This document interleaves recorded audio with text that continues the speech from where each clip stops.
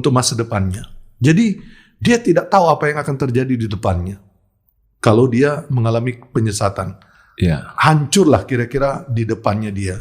Kalau kita sudah rohani ya, tapi kita juga mengurangi waktu kita dengan anak untuk mengajarkan dia dapat pengajaran dari mana?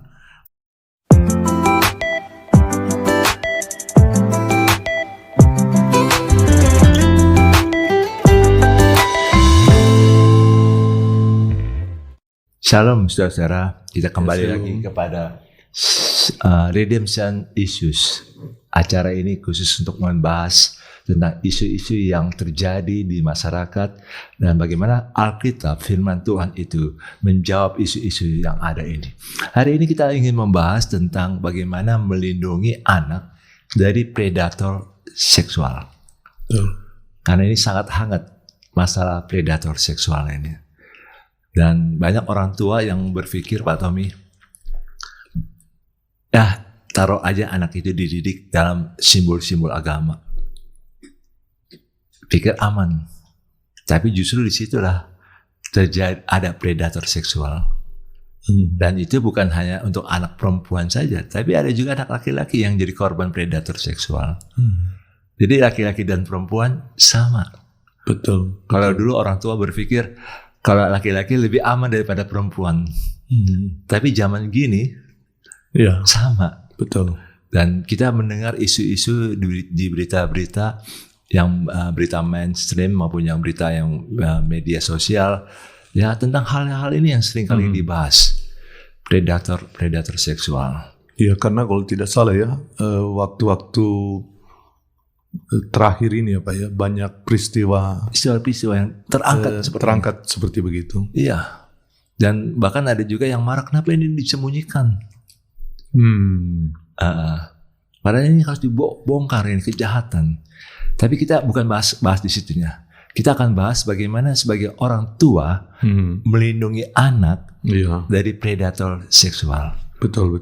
Karena ini hal-hal yang harus diperhatikan oleh orang tua. Kita nggak boleh katakan, ini bagaimana polisi, bagaimana KPI, bagaimana orang-orang yang punya otoritas dari agama, agama tertentu. Nggak bisa dikatakan demikian. Tapi orang tua ini, karena anak itu dipercayakan Tuhan kepada orang tua. Iya, betul.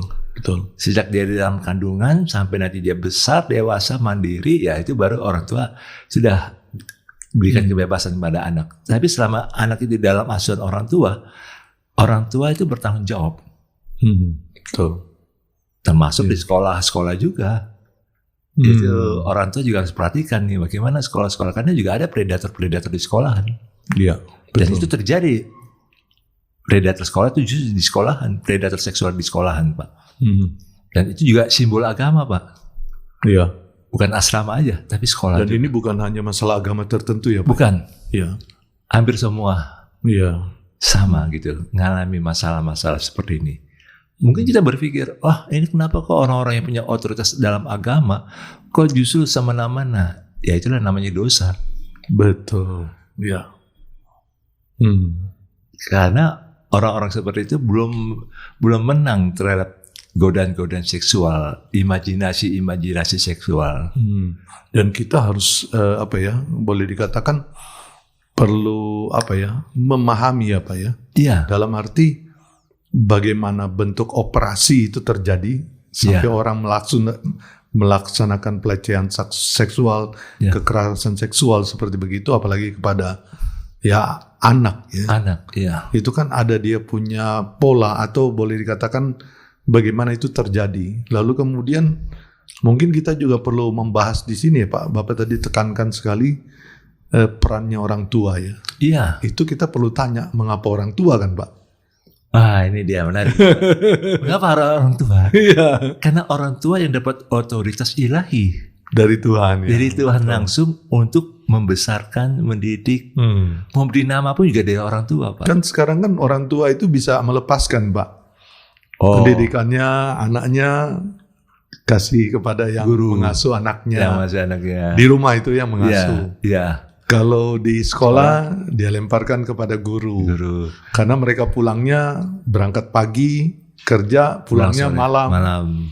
Ya waktunya dengan anak tidak ada. Jadi mereka cukup menyerahkan kepada dimandatkan kepada mereka yang lain begitu. Yang lain gitu. Nah, itu kalau di asrama pengurus asrama gitu. Nah, seperti begitu. Seperti kayak gitu ya. Ya, memang itu sebenarnya kan orang tua itu tanggung jawabnya bukan hanya dia cari duit terus duitnya dipakai untuk anak-anak. Tapi bagaimana anak itu besar mengenal Tuhan kan, Pak? Betul.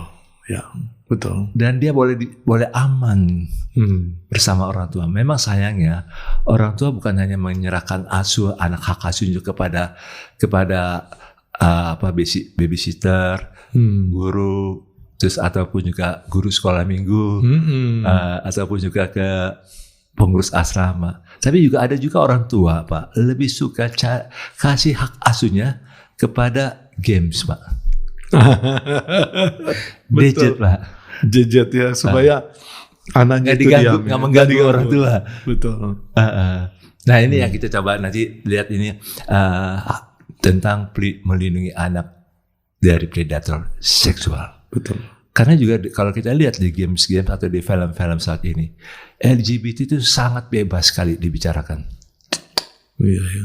Dan itu mungkin sudah walaupun tidak secara langsung ya, tapi mereka membentuk konsep ya. Nilai-nilainya sudah ditanamkan. Ya, ditanamkan betul. Nilai-nilainya dari anak-anak ini, Pak. Ya. Sehingga mereka pikir ini nggak apa-apa sama aja.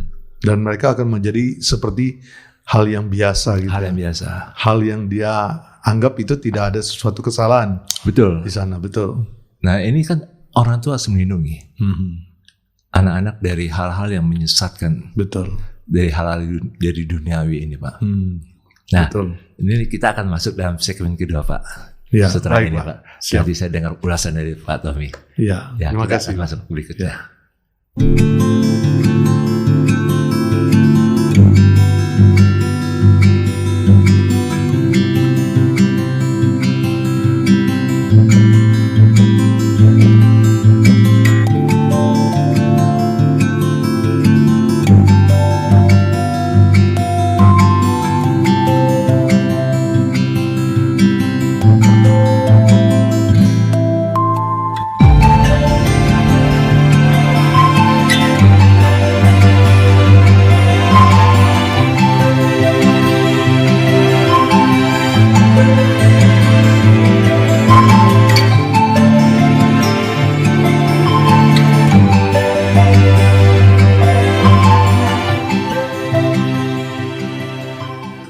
Kita kembali lagi bersama dengan Pendeta Tommy Lingkong. Pak Tommy, kita lagi bahas tentang bagaimana melindungi anak dari predator seksual nih, Pak Tommy.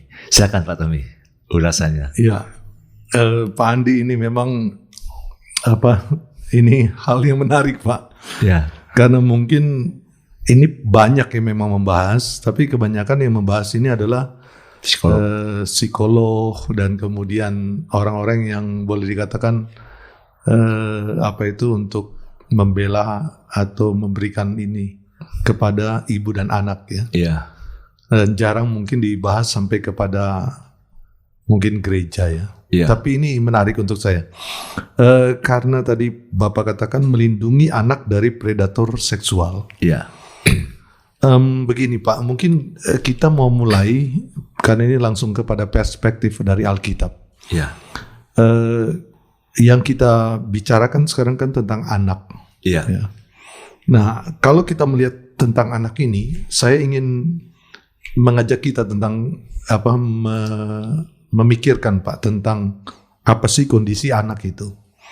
Karena kalau kita ingat di dalam Matius pasal 18 ayat 6 dan juga Markus 9 ayat 42, iya. Itu dikatakan demikian. Tetapi barang siapa menyesatkan salah satu dari anak-anak kecil ini yang percaya kepadaku, lebih baik baginya jika sebuah batu kilangan diikatkan pada lehernya, lalu ia ditenggelamkan ke dalam laut. Wow. Ini memang keras nih ayat ini. Ya. Barang siapa yang menyesatkan salah satu dari anak kecil. Ya, jadi kalau kita membicarakan tentang anak, disebut sebagai anak kecil. Nah, saya mau melihat ada perbandingan karena di dalam terjemahan Lembaga Alkitab Indonesia dalam Lukas pasal 17 itu ayat paralelnya. Ya. Lukas 17 ayat 2 itu disebutkan bukan anak, tapi disebutkan orang lemah, ya. Ya. Orang lemah. Lukas pasal 17 ayat yang kedua. Dikatakan demikian, adalah lebih baik baginya jika sebuah batu kilangan diikatkan pada lehernya lalu dilemparkan ke dalam laut daripada menyesatkan salah satu dari orang-orang yang lemah ini. Ya.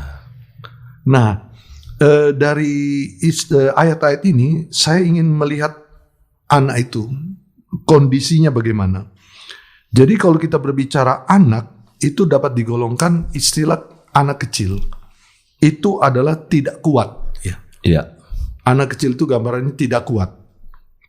Yang kedua, istilah disesatkan, menyesatkan. Artinya anak itu dalam keadaan yang sangat rentan, ya, kehidupannya itu sehingga dia membutuhkan perlindungan. Ya. Jadi anak kondisinya membutuhkan perlindungan. Yang ketiga, kalau berbicara juga disesatkan, ini menyangkut dengan masalah pengetahuan daripada anak itu boleh dikatakan terbatas. Ya, kalau orang mau disesatkan itu kan, coba kalau orangnya lebih mempunyai pengetahuan yang luas, nggak bisa disesat-sesatkan gitu. Ya, Tapi yang sangat terbatas itu mudah disesatkan. Ya. Baru istilah disesatkan itu yang kalau saya sebutkan kondisi keempat, itu dapat kehilangan arah untuk masa depannya. Jadi dia tidak tahu apa yang akan terjadi di depannya. Kalau dia mengalami penyesatan, Ya. hancurlah kira-kira di depannya dia. Ya. Nah, ini kondisi dari anak. Jadi pertama kita lihat itu tentang anak. Nah, oleh karena itu, karena kondisi anak demikian, maka anak itu memang butuh pelindungan. Ada yang melindungi. Kita tanya, kalau kita lihat dari ayat ini, siapa yang harus melindungi anak? Ya pasti dalam kondisi yang demikian, standar pertama, orang yang kuat, lebih kuat. Ya. Yang kedua, orang yang memang dapat melindungi. Ya. Yang ketiga, orang yang dapat mengajar, karena kan kebutuhan mereka supaya mereka diajar sehingga pengetahuan makin bertambah. Ya. Orang yang mengajar. Yang keempat, orang yang juga dapat memberikan pandangan ke depan. Ya. Orang yang dapat mengarahkan ke depan. Nah, itu orang yang kita butuhkan dalam kita lihat untuk melindungi anak. Nah, sekarang kalau berbicara keadaan anak demikian, bagaimana melindungi? Saya ingin melihat dari Ulangan pasal yang ke-6 ayat yang ke-4. Ulangan pasal 6 ayat yang ke-4. Karena dalam Ulangan pasal 6 ayat yang ke-4, ini menarik untuk saya. Kalau kita membaca secara lengkap begini. Dengarlah, Ulangan 6 ayat yang ke-7 ya. Haruslah engkau mengajarkan berulang-ulang kepada anak-anakmu dan membicarakannya apabila engkau duduk di rumahmu, apabila engkau sedang dalam perjalanan, apabila engkau berbaring, dan apabila engkau bangun. Haruslah juga engkau mengikatkannya pada tanda pada tanganmu, dan haruslah itu menjadi lambang di dahimu, dan haruslah engkau menuliskannya pada tiang pintu rumahmu dan pada pintu gerbangmu. Tapi di sini digambarkan, ini ada 3 kata kira-kira saya simpulkan dari Ulangan pasal 6 ayat 4 sampai ayat 8. Pertama, atensi. Bagaimana melindungi itu atensi. Ya. Kata yang kedua, frekuensi. Kata yang ketiga, intensitas. Ya.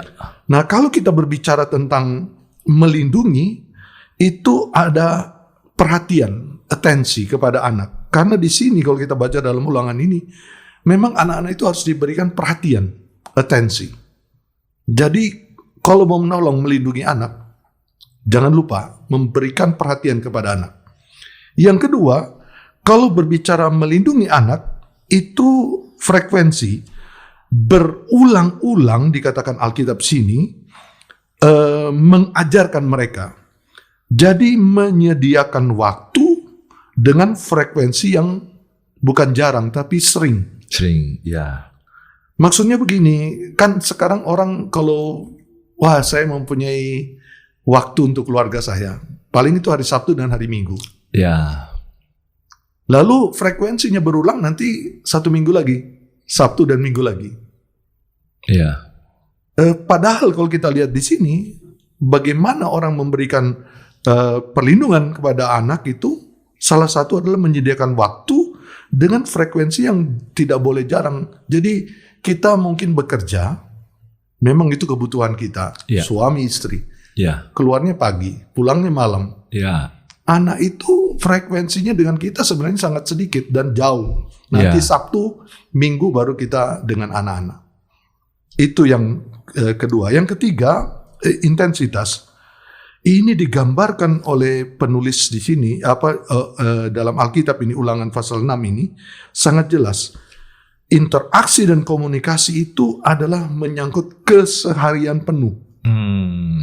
Keseharian penuh. Jadi hidup sehari-hari kita dengan anak, itu sebenarnya harus ada interaksi dan komunikasi. Saya tidak tahu mau bilang bagaimana, tapi memang manusia modern sekarang, ya gimana dia mau katakan, ya saya tidak bisa seperti begitu. Tapi dia harus memikirkan, ini menyangkut dengan melindungi anaknya. Nah, kesimpulan saya, kalau membaca ini ayat-ayat Alkitab, baik kondisinya, bagaimana orang yang harus melindungi anak, lalu kemudian bagaimana melindungi, maka kesimpulan saya, kriteria itu ada pada orang tua. Betul. Kriteria itu ada pada orang tua. Nah sekarang kan, ya Pak Andi, kita harus sadar sepenuhnya. Anak-anak kita mengapa tidak ada dalam lindungan kita, atau kadang-kadang lepas daripada pengamatan kita. Betul. Karena yang menciptakan itu kebanyakan orang tua sendiri. Orang tua sendiri. Padahal orang tua itu dipercaya oleh Tuhan untuk menjadi orang tua yang menolong anaknya. Dan punya hak istimewa. Hak istimewa. Nah, yang nggak ada orang lain miliki. Iya, karena gini, kan kalau kita berbicara, kita punya kekayaan, itu kita gunakan. Itu namanya, istilah saya utilization. Saya punya harta, kita bisa gunakan. Tapi kalau anak, memang saya punya, tapi istilahnya Alkitab, atau istilah paham Alkitab, itu adalah guardianship. Menjaga. Itu bukan milik kita, tapi milik Tuhan yang dipercayakan untuk kita menjaga. Jadi kalau Tuhan mempercayakan kita anak, itu Tuhan menginginkan, itu adalah hak yang Tuhan berikan kepada kita untuk kita menolong anak-anak kita. Jadi memang itulah Alkitab ajarkan kepada kita. Orang tua punya hak khusus terhadap anak, tapi bukan hak saja. Dia mempunyai kewajiban terhadap anak. Nah, ini kita akan masuk lebih jauh lagi, lebih dalam tentang bagaimana melindungi anak dari predator seksual. Karena ini yang dalam Alkitab, Pak. Contoh dalam Alkitab. Bagaimana sih supaya melindungi anak? Ini orang hebat, Pak. Orang yang luar biasa, dipakai Tuhan, berkenan di hati Tuhan. Tapi anak perempuannya diperkosa. Betul. Oh, ini Daud ya. Iya, Daud, Pak. Daud anaknya Salomo, ada Tamar gitu ya. Amnon, ada Tamar. Ada Tamar. Tamar diperkosa sama Amnon, saudara tirinya. Dan itu terjadi dalam rumah Daud. Setelah Daud jatuh berzina. Betul. Efek daripada bapaknya juga ya. Efek dari bapaknya juga. Betul. Jadi ini yang cukup menarik, Pak. Jadi artinya kalau misalnya kita mau melindungi anak dari predator seksual, orang tuanya harus beres. Harus beres dulu nih, Pak. Betul. Kehidupan seksual dulu bagaimana nih? Apakah ada? Kadang orang tua tapi bukan tanpa sadar ya kita mau bilang. Tapi orang dalam keadaan sadar melakukan hal-hal yang justru menjadi contoh bagi anaknya ya. Walaupun mungkin anak nggak tahu, Pak. Ya, tapi banyak anak sekarang tahu orang tuanya suka macam-macam gitu kan. Ya, ada contoh, Pak. Contoh seorang tokoh rohani. Dia cerita, dia dan istrinya dia cerita. Dulu mereka seks sebelum nikah, hamil. Terus mereka nikah, mereka melahirkan anak perempuan. Dan mereka sekarang udah punya sebagai rohaniawan. Nah, waktu mereka jadi rohaniawan, anak perempuannya yang sama. Padahal mereka anak perempuannya nggak tahu cerita bapak mamanya bagaimana. Akhirnya waktu umur 18 hamil di luar nikah. Kalau dibilang kutuk, ya memang kutuk. Tapi ada bocor itu dalam rumah. Iya, ini dosa turunan seperti turunan gitu sih, Pak. Jadi seksual itu memang ya iblis sengaja sembunyikan. Nggak usah lah, itu malu, nanti itu aib tabu. Nggak usah cerita-cerita lah, nggak usah dibereskan. Kan Tuhan Maha Pengampun. Betul. Tapi itu kan harus diselesaikan. Contoh yang lain, Pak. Iya. Ada orang yang orang tua mungkin zaman dulu lah. Kalau orang tua zaman dulu kan biasanya lihat gambar-gambar porno. Kalau tahun 70-an, 80-an biasanya stensilan. Iya. Kalau sekarang kan udah lebih modern gitu lah. Disimpan. Anaknya lihat dalam lemari. Lemari baju orang tua. Dan itu mau pengaruhi anaknya. Anak. Padahal bukan dosa berzina ini, tapi kan dosanya apa? Iya. Ada gambar-gambar porno, betul. Cerita-cerita porno dalam rumahnya. Mungkin dipikir ya sudah, pokoknya yang penting minta ampun sama Tuhan selesai. Enggak, bukan di situnya. Betul. Dan ini kebocoran yang nggak disadari oleh banyak orang tua mengakibatkan anaknya jadi korban pelecehan. Betul. Dan inilah yang tadi mungkin kalau dihubungkan dengan tadi yang saya katakan. Bagaimana sebenarnya peran orang tua dalam melindungi anak ya? Ya. Bukan hanya melindungi dalam kejadian yang akan terjadi, tapi sebelum-sebelumnya dia harus lindungi dulu secara rohani dan edukasi. Dalam pengertian sebelumnya, secara rohani dan juga dalam pendidikan atau edukasinya. Iya. Betul. Nah, makanya secara rohani kan begini, Pak. Kalau Alkitab katakan selesaikan itu. Makanya Daud itu akhirnya harus berani buka aibnya. Mazmur 51 dia berani buka aibnya. Dia tulis, suruh. Iya, betul. Anak buahnya tolong tulisan ini kata-katanya, tuliskan lagu, nyanyikan. Dinyanyikan. Menjadi sebaran yang sampai sekarang. Iya, betul. Artinya dia membereskan. Jadi jangan takut dengan aib diri sendiri. Kalau enggak, itu akan menjadi aib bagi anak-anak kita. Iya, betul. Karena kita ingin melindungi anak. Betul, dan anak itu memang lemah. Dia memang membutuhkan memang orang yang lebih kuat, lebih bisa melindungi dia, yang memang orang yang juga dalam pengertian rohani yang memang lebih dalam lagi. Karena kalau orang tua juga setengah-setengah rohani, bagaimana mau mendidik anak supaya hidup di dalam rohani yang baik ya? Betul, Pak. Betul. Jadi artinya kan orang tua itu sebaiknya setelah selesaikan dengan Tuhan, berdua, suami istri, tapi anak juga harus kasih tahu. Betul. Ini loh akibatnya loh, kalau seperti papa mama lakukan kayak gini, akibatnya kayak gini. Harus berani cerita supaya anak ini belajar. Oh iya, berarti saya tidak boleh ulangi. Betul. Tapi memang Pak, kalau dilihat, itulah yang tadi saya katakan, intensitas itu penting. Ya. Antara interaksi dan komunikasi dengan anak itu jangan main-main.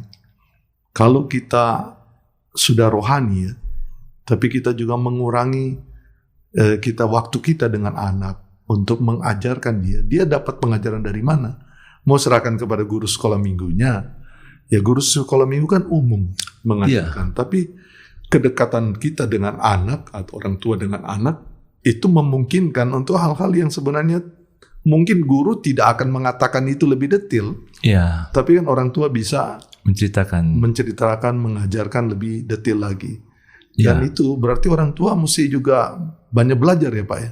Banyak belajar Pak. Ada satu kejadian juga Pak. Ini yang saya lihat nyata sekali. Itu ada seorang rohaniawan. Tapi mereka udah kecelakaan dulu. Jadi hamil sebelum nikah.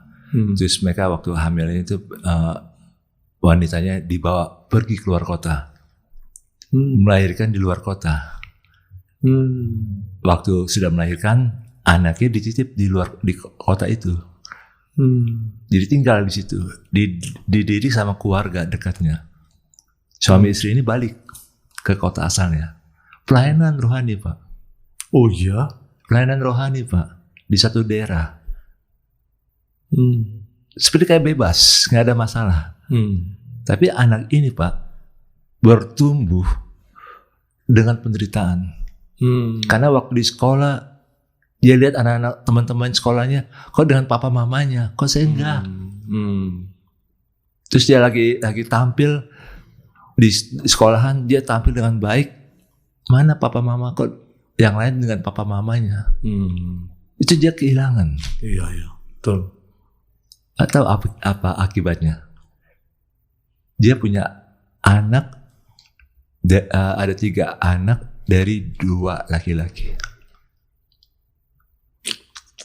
Paling anaknya pintar Pak. Waduh, kasihan sekali Pak. Oh iya. Jadi kalau kita kembali di sini, kita harus sadar bahwa peran orang tua itu sangat besar ya terhadap. Sangat besar. Dan itu adalah yang diamanatkan Alkitab ya. Betul.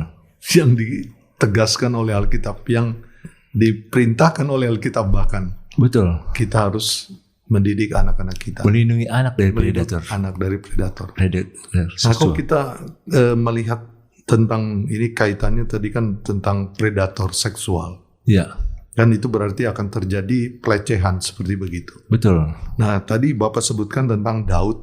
Dia mempunyai anak ya. Iya. Anaknya Amnon dan Tamar. Nah, kalau kita lihat kan di situ ada prosesnya. Iya. Proses bagaimana sampai terjadi pelecehan. Iya. Nah, kalau kita lihat di pembacaan itu yang pertama orang tua itu juga, ini kalau kasus ya Pak, akan terjadi suatu hal yang demikian. Jadi kita tadi sudah membicarakan sebelumnya apa yang kita harus persiapkan pada orang tua. Iya. Tapi orang tua juga harus tahu, dan kita semua harus tahu, bahwa kalau terjadi suatu pelecehan seksual, itu biasanya itu adalah di satu tempat yang memang memungkinkan terjadi suatu kontak. Iya. Dan tempat itu adalah tempat yang hanya ada semacam 2 orang seperti begitu. Iya. Ya, tidak ada orang lain yang ketahui. Kan ini Amnon pura-pura sakit. Iya. Minta Tamar datang. Ada ruang yang tertutup, mungkin tidak ada orang di sana. Iya. Tinggal mereka berdua. Artinya ini adalah kesempatan. Iya. Berarti harus dilihat kalau orang tua mau menjaga anaknya, selalu jangan lepas daripada pengawasannya dia.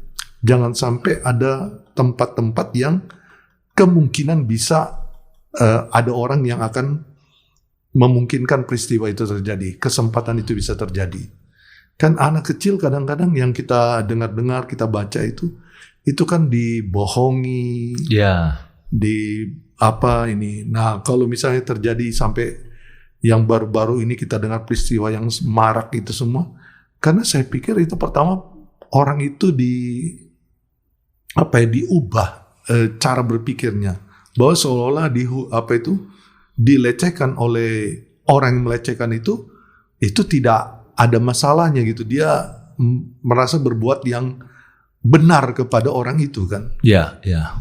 Jadi ini masalah yang kalau kita lihat sebenarnya ada ruang di mana cuma mereka berdua yang bisa ada begitu loh. Nah, ini yang harus dilindungi. Yang kedua di sini kalau kita lihat digambarkan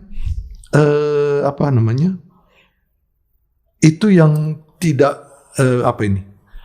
dia katakan, si Tamar katakan, tidak kakakku, jangan diperkosa aku, sebab orang tidak berlaku seperti itu di Israel. Iya. Artinya ini memang sekali lagi selain kesempatan itu tidak di tempat umum. Ya. Tidak di tempat ramai. Jadi selalu terjadi di tempat yang tersembunyi. Lalu kemudian gambarannya Tamar ini adalah pihak yang lemah. Ya. Karena yang memperkosa selalu pasti dia akan mempunyai kekuatan lebih daripada yang diperkosa. Betul. Nah ini kalau dalam kasus ini kan dikatakan perempuan yang yang menjadi diperkosa ya. Iya. Tapi bisa terjadi juga laki-laki seperti itu ya Pak ya. Betul, zaman sekarang Pak. Zaman sekarang ya. Zaman sekarang. Waktu ini juga jadi Sodom dan Gomora Pak ya.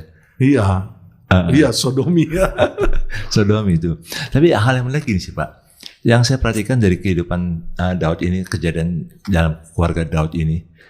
Kenapa kok Amnon kok begitu cinta dan bahkan ingin memperkosa Tamar Pak? Ya mungkin dalam Alkitabnya saya belum dapat di mana gitu sih. Tapi saya melihat dalam pengalaman pelayanan biasanya itu ada semacam spirit Pak. Iya, loh itulah. Kan kita baca dalam Roma bisa saja itu katakan Tuhan orang yang menolak Allah. Ya. Itu diserahkan kepada masalah seksual yang istilah Roma itu ya. Yang tidak terkontrol seperti nomor satu itu Pak ya. Iya. Tapi yang saya maksud di sini adalah ini Pak. Jadi si korbannya Pak. Jadi kenapa banyak orang kok sepertinya terbawa gitu ya? Terbawa. Jadi kayak ada magnet Pak. Harus yang membuat dia mau diperkosa orang begitu. Iya. Nah itu sebabnya. Ini yang makanya kenapa tadi yang kita bahas adalah orang tua harus selesaikan dulu. Oh iya, betul. Di hadapan Tuhan supaya itu nggak terjadi ke anak. Karena dari beberapa kejadian-kejadian yang ada itu Pak, yang menyedihkan. Kayak baru-baru ini yang terjadi Pak. Seorang anak di bawah umur, dibawa sama pacarnya, diperkosa oleh pacarnya dan oleh germo juga. Wow. Dan istri itu dijual sebagai PSK. Luar biasa. Itu sudah terbongkar di satu daerah di Indonesia. Dan itu sangat menyedihkan. Bukan karena anak ini mungkin anak itu ada salah, tapi juga ini faktor orang tua juga harus perhatikan. Betul. Karena ini sesuatu yang bagi anak itu juga suatu traumanya sangat berat sekali gitu sih. Iya, memang kalau kita lihat istilahnya Tamar di sini ayat 13. Iya. Dan aku kemana ku bawa kecemaranku. Iya, iya. Berarti dia membicarakan kan tentang masa depan. Pak, efek memang orang yang mengalami pelecehan seksual, apalagi dari kecil, itu sama seperti ini. Itu traumatis yang sampai kepada masa tuanya, sampai masa tuanya kalau dia tidak juga hidup di dalam Tuhan ya. Iya. Itu akan terbawa terus begitu dalam kehidupannya. Dan inilah yang berat menurut saya, harus benar-benar menjadi perhatian bahwa anak-anak itu betul-betul perlu dilindungi dari predator-predator ini.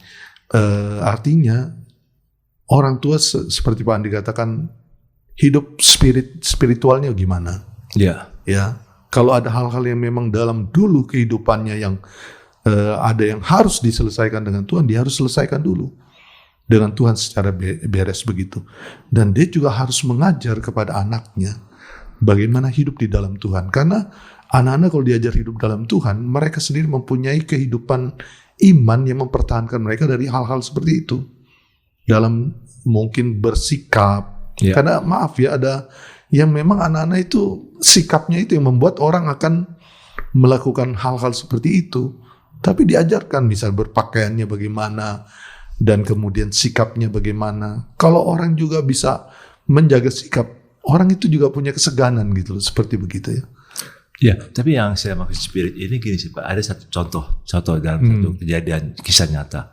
Orang tua sudah mengaborsi 5 kali hamil karena dia pikir sudah nikah sih, sudah, tapi aborsi. Tapi anak laki-lakinya Pak, umur 7 atau 8 tahun diperkosa sama omnya. Oh iya? Ini anak laki-lakinya Pak, diperkosa sama omnya. Dan itu sampai dia menjadi homo. Puji Tuhan dia boleh diselamatkan.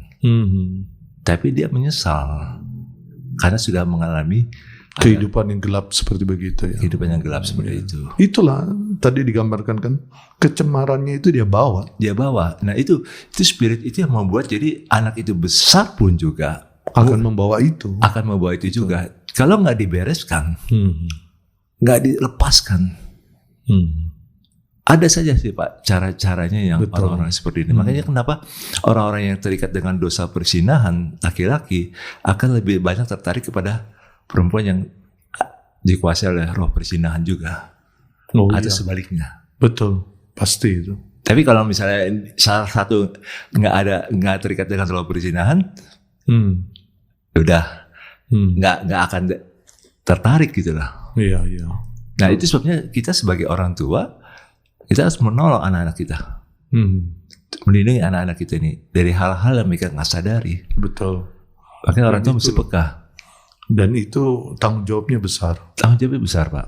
Alkitab ini luar biasa loh tadi katakan itu Pak. Iya. Saya sampai kaget itu kan. Iya. Batu kilangan diikat di lehernya, kemudian dibuang ke dalam laut. Ke dalam laut. Itu batu yang besar itu Pak. Batu yang berat itu.